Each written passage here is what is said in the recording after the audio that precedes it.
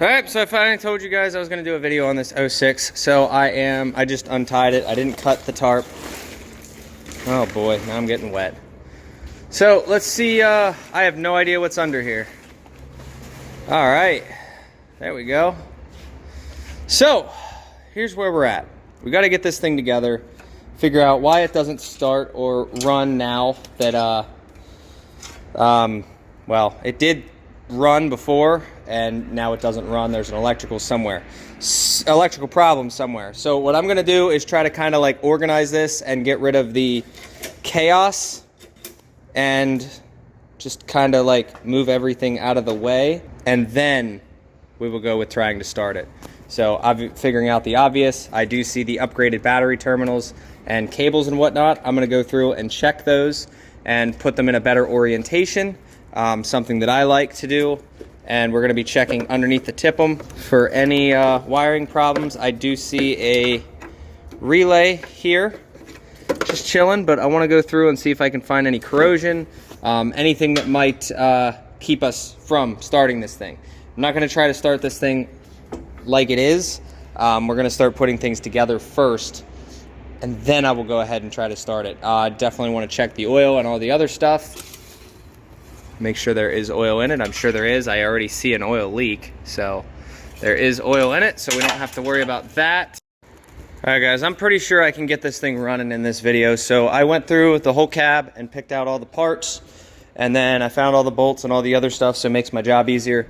Now, what I'm thinking is when he threw the new batteries in, probably also threw the new cables on at the same time, and that's where the problem lies. So the truck doesn't even physically crank, none of the windows work, none of that stuff. So a couple of things, I'm going through and retightening up all the wires, routing everything as in the same way that I would if I were doing it to my own truck. We're going to be doing the grounds. I'm also going to be replacing this butt connector because that's an open, and I will not send that out of my shop. But here's one of the grounds, and you can see there is paint all over that one. And then this one he might have taken off, but there is no ground on this side, so it was just kind of chilling and dangling. So I'm gonna get all that stuff cleaned up. The tranny lines are cut, and I did notice that there are power-driven diesel lines. No, I threw them over here. I'm letting this air out. There are power-driven diesel lines on there, so that will get rid of the, no, it's still back there. So that'll get rid of that. And then I'm going to start bolting all this stuff back in where it belongs. I'm going to get the electrical stuff taken care of first. I am going to have to pull this off because there is paint all over that. And I'm pretty sure this sensor might need cleaned off as well. But yeah, you guys can see that it definitely won't have a tax signal if it runs. So I'm going to clean off all these little teeth as well. You can't be painting that stuff. But everything else, I mean, looks fine. We're gonna pull these bags out of the coolant ports a while. He did close off the rad, so nothing gets in there. Definitely tell. So this motor was rebuilt, is what I was told. So this is a rebuilt motor. He said he did it. So the goal here is pretty much get it running. Once we know and verify that it runs, then he said we can put the thing back together. I also noticed that the dipstick tube is out, which tells me that the transmission is probably empty or on the lower side. We also need to put in the torque converter bolts. So let's just get to work. I'm going to be redoing all of this stuff, checking all the grounds, and yeah, this should be pretty simple. We got this one here, but you can see the positive connection from it sitting outside. We're going to clean that off as well. You guys know I love my electrical stuff. I like doing electrical. So we also moved this relay over here because there was a bolt here and it just doesn't clear. So not sure why, but gonna move it so that way the tip-em can sit flush. There was no corrosion underneath the tip-em. All right, so here's one of the ground. See all the red paint on it? I got it out right there, so I'm gonna clean that off. I just cleaned the ground cable itself, and the alternator wire was actually hooked up to the grid heater line, so I moved that. I'm gonna tighten that up once we're done here, but we don't have a grid heater line. This is all tight. I cleaned everything off. The back side of the nut, I cleaned everything. So I'm gonna clean this nut off, the surfaces. I did find quite a few electrical problems that we're gonna take care of.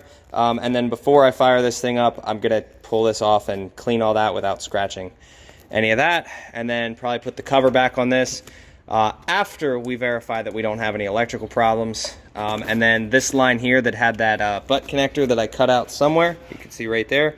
I used a heat shrink butt connector, and then I loomed it just to protect it.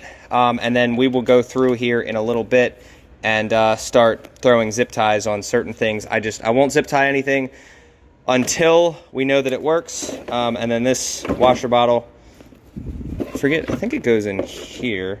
Yeah, it does. So that was disconnected as well. I'll take care of that. That goes right there in the frame and screws in right there. And then this line goes right up over top. So I'm gonna get that put in as well. All right, so anytime I fix something, whether it be electrical or mechanical, I always like to fix the obvious first. Obviously, the battery terminals were shot. All right, there was paint everywhere. I still haven't done that yet, but there is paint on things that shouldn't be there, and things are corroded that shouldn't be. So I've went through, I've taken care of that. I've made them nicer. I have gone through and cleaned every one of the connections, fixed a couple of connections, this and that. So now that all of that's taken care of, one of the biggest telltale signs that there's an electrical problem on this thing, and mind you, I've gone through the tip-em. I did use a multimeter on everything. If I come in here and I turn the key on, get this fucking ignition switch, you can hear fuel pump, but none of the windows work, which I don't know if that was a thing before, but I can hear it trying. I can physically hear the click, which is a good sign. So that's where we're at. I can hear the click. I can hear the starter. I can hear power getting sent to the starter. So I'm gonna scan it, see what comes up, just for shits and giggles. And then after I scan it, just kind of see what's going on inside the computer, clear everything I need to clear. And then I'm gonna come over here and try again, and we're gonna see if maybe we just have a bad starter, maybe something happened to it. All right, for shits and giggles, I'm just gonna, since I can hear it trying, I'm gonna sit you guys there and see if we can get it running.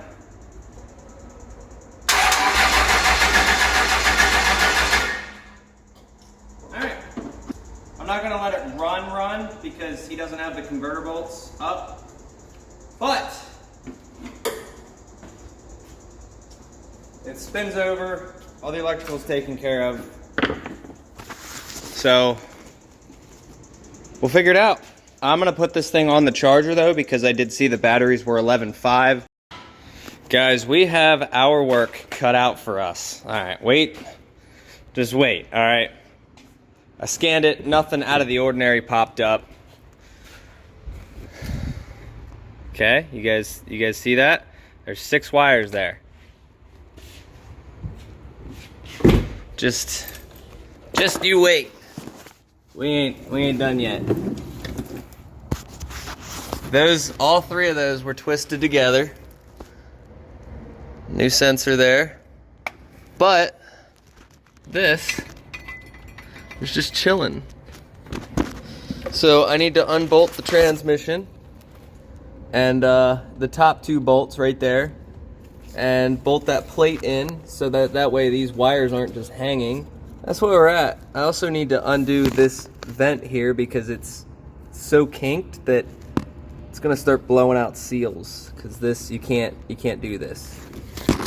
It goes to back here, but it's so kinked, I'm not gonna let that go out like that. And then all this stuff here, so definitely got our work cut out for us. All right, so I just got an update on the truck. Now that we know it fires, it runs. I'm not gonna run it until we get those in there, and we're also gonna be doing these PDD lines. So I have got authorization to clean all this stuff up. So a lot of the work that you guys saw is not the owner that just bought it now. This was previously done. So I'm gonna be going through, addressing a lot of the problems. He said this thing sat at a shop for about 4 months, and they were telling him that the computer was offline, and this and that. And realistically, it comes down to a bunch of bad grounds is why the computer was offline. And then the Trindle is the reason that it wouldn't, you know, crank. But even without the Trindle, I could still get it to turn over. But with the battery terminals and the grounds, it wouldn't turn over at all. So just keep that in mind. It took me about 3-ish hours is where we're at with this thing now to kind of like organize all the stuff, go over what we had, fix the Trindle, fix all the wiring, clean up the block. I'm still gonna have to pull that guy off, but there you go. Working miracles over here, in my opinion. This is a reputable shop. Couldn't take care of it, and I did. So if you guys have 06 trucks, I love working on these things more than anything, the 06, 07 model. And he had a deep dish transmission pan ready to go on this thing, and somebody stole it. So with it sitting at the shop for 4 months. So here's where we're at. I got everything on, the belt and everything now. We did get approval to replace the entire AC system. This compressor kind of looks shot. I wanted the belt on initially. It takes 2 seconds to pop the belt off when we do finally get the part. I just want this thing 100% together, and then we're gonna be doing the AC. And that condenser, I pulled the nuts off to see if there was anything in it, and it was completely drained, so it didn't matter. Anyway, here's where we're at. A little bit of update later. So I was only able to find one of the grommets, so I gotta go buy another one. Grommet, AC are 2 things. I'm not laying on the floor, fuck that. I went through and tidied up the wiring, just trying to keep myself busy because I know damn well I'm gonna be waiting on parts for a while. So I came under here, I tidied up all the wiring. You guys can see how much nicer it is. And I also took that guy and took him up there. I even took the top bell bolts out and put the piece back up where it belongs. So the next step is going to be the downpipe, because you guys can see downpipe is not hooked up. And this downpipe actually utilizes this mount, which obviously for a customer unit, I'm gonna put it back on. If it was my truck, I wouldn't. So I gotta get the downpipe on, and then after I do the downpipe, I found the leak. I thought it was leaking oil. It's leaking transmission fluid. Every time a shitty commercial comes on, I decide to just start filming because why not? So I got the downpipe on all the way around up there. We got the bottom piece on, and we got the trans dipstick in, so all the fluid on the ground. Now I'm gonna tackle the converter. So the other thing I noticed, they're using the big iron 6-7 oil pan. I noticed that because you see these little pieces here, the 5.9s have a tendency to start leaking from the oil pan. I did mine around 258,000 miles, and I'm about 330,000 miles, and it started leaking in the front corner again. Not enough to hit the ground, but enough that it weeps down the oil pan.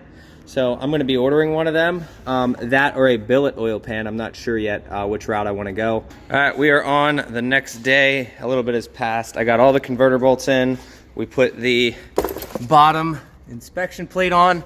I did go down, and some of the exhaust hangers were not in the exhaust, so I put those in there.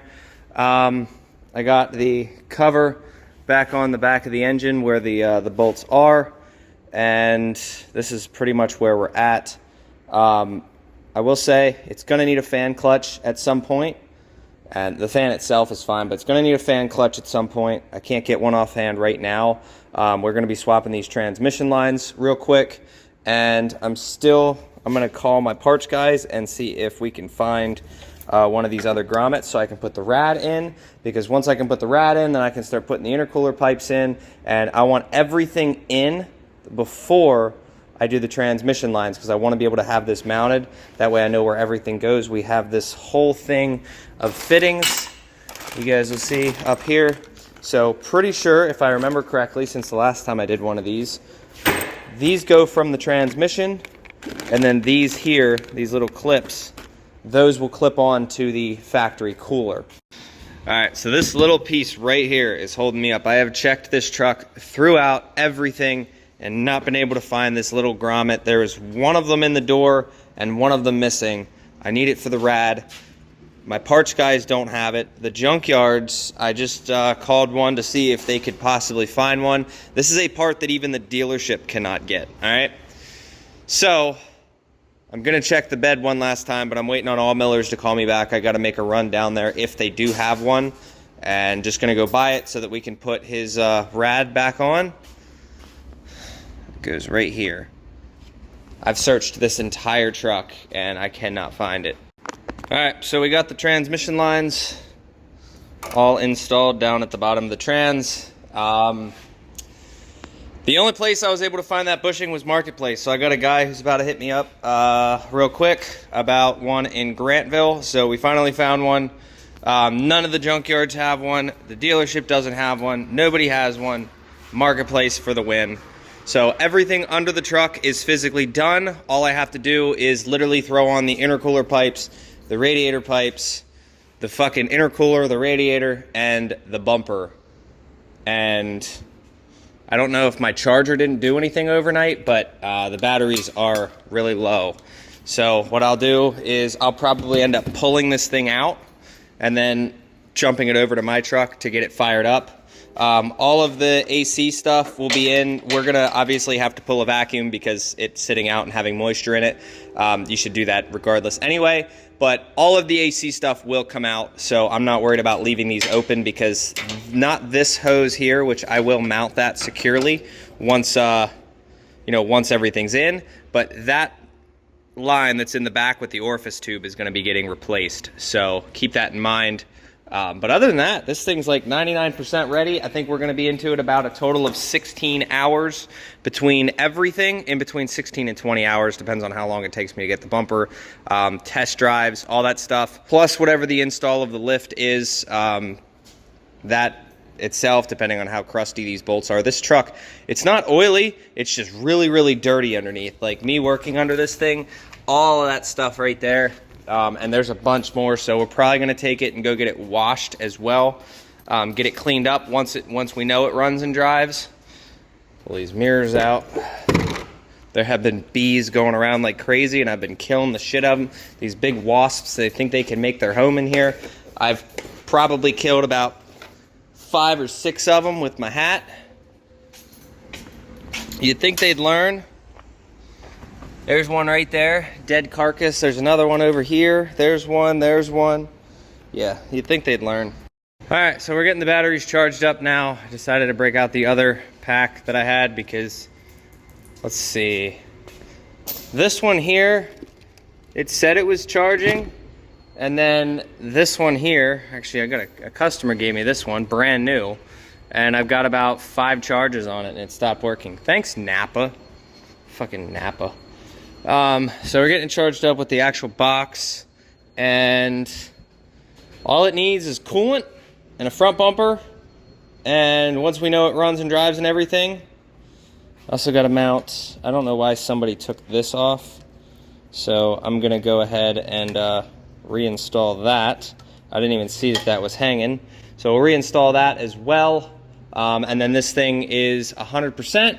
As long as whoever installed the motor and transmission did the job correctly, it's all that matters. Give her a minute. Goodness gracious. Just gonna let the fuel pump prime. Decided to break out the heavy artillery. Cost me a little bit in fuel, but saved me a little bit in time, so we'll see if she starts. Let's check this voltage gauge. And the ignition switch is so fucked.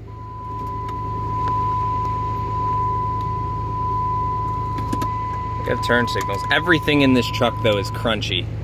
Definitely needs a new one of those. The lights, that one does not work. There's supposed to be a click to it and there is not. The windows don't work, so it probably needs a switch. None of the windows work. Well, earlier it ran for a little bit, and now we have no fuel pump. I'm wondering, I see 2 wires right there. I'm wondering if those are the fuel pump wiring, because we ain't got shit. We have no fuel pump at all. It had fuel, but every time I crank it, it won't fire now. So, and I don't hear the fuel pump back there. All right, so check that out, right? Pull the PCM fuse. If I plug it back in, that's not a ton of pressure. Yeah, that's not a good sign. I wonder if they switched the lines. I'm gonna have to check that out because that looks like that's all return fuel. But if they didn't switch the lines, then we might be looking at a. If they didn't switch the lines, might be looking at a fuel pump problem if it's only putting out that little bit. So I didn't think this would be a problem, so I didn't film it earlier running when I initially got the truck in. But we're at the point now where I'm gonna loosen all of the injection lines and see if we're getting fuel to the lines. There is a code in there, but my truck has the same code about the skim key. I don't know 100% if that's causing this issue, but I'm gonna crack these lines and see if we're getting any fuel flow to them. If we do, we probably have an issue with a key. If we don't, it's definitely still fuel related. But it doesn't seem like we're getting much. Yeah, I'm not seeing any fuel come out of there. Oh, that one's got some fuel. Yeah, when I pull the fuse and put it back in with the key on, it comes on for a second, and I put my scanner on it, and I can toggle the lift pump to come on for a second or two, and then it shuts back off, and it does the same thing over there. So I know it's working, but I don't know if the fuel pump is putting out adamant pressure. Once that key comes on for it to crank, the fuel pump shuts off. And here's where I'm at. It's either we have a bad fuel pump or something to do with the PCM not sending the full signal to the lift pump. So the best bet I would think would be to wire in an actual aftermarket relay system, because if you do that, it's not a great design from the factory for the ECM to you know, supply all that power. It's really hard on it. So that's one of the solutions. We'll figure it out if it's a wiring issue or if it's a lift pump issue. But right now I'm gonna check all these lines and see if we're getting fuel to everything first. All right, decided to pull that guy off there. And I saw fuel spray, but not for a long period of time. It just quick spray and then it's done. So definitely thinking we have a bad lift pump at this point. I'm wondering if something fried it when they did all the wiring. But they did have the lines correct. So I don't know if we're gonna get it running in this video. So since I can't see it from inside, I'm just gonna use the toggle relay button here. So that way I can see. If it looks like it's a weak stream, we're definitely replacing the fuel pump. I think that's gonna be the case, because initially these trucks will throw out a ton of current and then back the current off, like kind of just to give it a jump start. And we're gonna come up here and we're gonna hit toggle on. I mean, definitely could be better. Definitely could be better. That was like a garden hose. We definitely have a weak pump. So I think that's the issue that we're having here. It's getting fuel to the pump, but definitely might not be enough to start it. I'm gonna see what I can do here. We have a little bit of fuel to the lines, but nothing crazy. All right, so I've been scanning this thing, playing with it for a while now. It's reading 27,500 PSI without even running. So we might have a problem with that sensor down there. If you guys can see it, there's no clip. I unplugged it and plugged it back in. Still says 27,000 PSI. So I'm gonna push this thing back into the shop, and we're gonna get a couple of parts and start diagnosing all of the little electrical gremlins tomorrow, but it will not even attempt to fire anymore. And the fuel pump keeps shutting off, so we'll see. It seems weak to me, but at the same time, it's not gonna help me to replace it if I don't fix all these little electrical gremlins first. All right, well, before I left for the day, this thing had a ton of codes that were not take careable, and I saw electrical tape on a lot of the wires, and I'm like, you know what, before I leave for the day, let me just give me some peace of mind and figure out what's actually going on. Somebody thought that they were a wiring guru. This poor guy, I feel for him because he bought this thing. Look at those wires. Just shorted together, and then they electrical taped around the entire thing. Not just one or the other to separate them, the entire thing. This is one of those unfortunate cases that I'm gonna have a lot of time in this thing. Like, I'm gonna fix it. I'm gonna fix it correctly. I'm gonna make it look factory. I feel for the customer. He's gonna see this video and see what's going on.